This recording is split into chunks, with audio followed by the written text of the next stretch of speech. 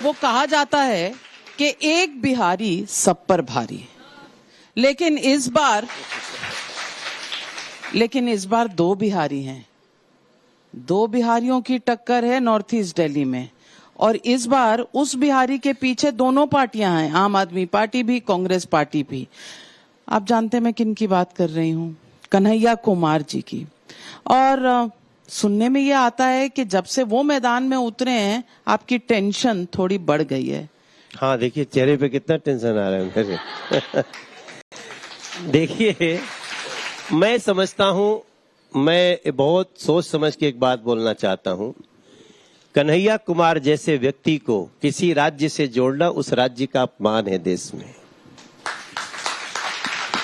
कोई बिहार का व्यक्ति वो उनके नाम के साथ, बिहार के नाम के साथ कन्हैया कुमार को नहीं जोड़ना चाहता, क्योंकि जिसकी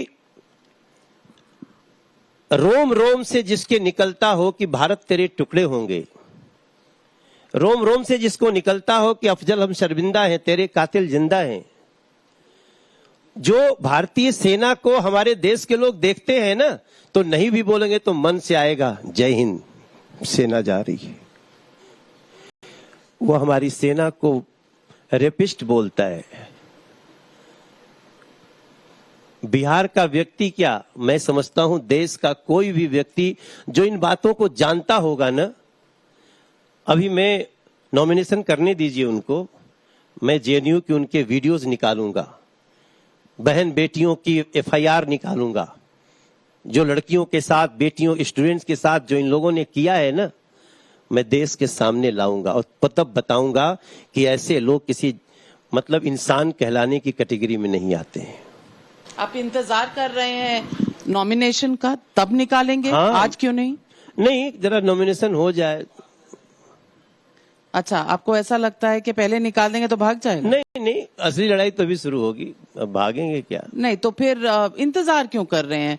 अगर आपके पास कोई सबूत है, कोई कुछ है, तो अभी क्यों नहीं निकाल रहे हैं? क्योंकि उन्होंने आपसे एक सवाल पूछा है, और वो सवाल मैं चाहती हूं आज इस मंच से आपको दिखाऊं भी। जो सवाल है साउंड बाइट सुनाऊं भी और फिर जवाब लूं भी।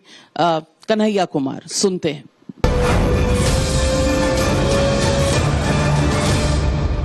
कितनी बड़ी पार्टी में एक कोई ऐसा व्यक्ति नहीं मिला जो देश का सम्मान करता हो, जो सेना का सम्मान करता हो।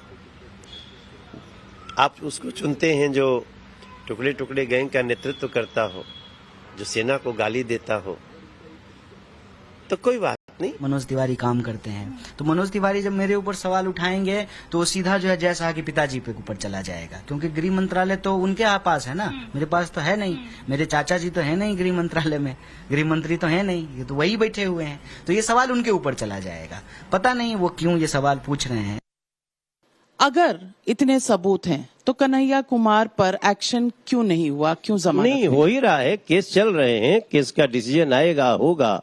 सारे सेना को गाली देने का केस चल रहा है, ये जो नारे हैं ये भी केसेस चल रहे हैं, वो डिनाई कर रहे हैं, डिनाई करते हैं। तो ये तो इस देश में एक परंपरा बन चुकी है कि बोलने के बाद कोर्ट में लोग डिनाई करते हैं, मगर वो सबके पास है। और दूसरी बात आपको बताऊं कि इस देश में कह के और पलट जाना, वो भी कुछ समय के लिए। भाई ये तो ऐसे ही आम आदमी पार्टी के लोग भी बात करते हैं, क्यों हमको जेल में डाल रहे हैं? अरे हम क्यों जेल में डालेंगे? आज